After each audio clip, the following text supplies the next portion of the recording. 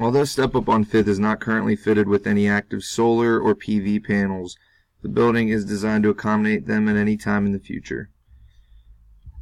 Sufficient use of passive solar strategies, however, give this building its ability to save energy. A combination of direct gain and thermal mass systems provide the building with heating during cool nights. This minimizes the energy loss through the gas boiler. Conversely, during hot summer days, heat gain is minimized through orientation, shading, and spectrally selective low-E glazing.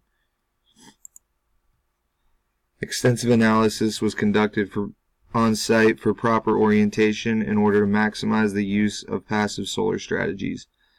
This includes the use of daylight in order to minimize electrical usage, even with the lack of active or PV solar panels.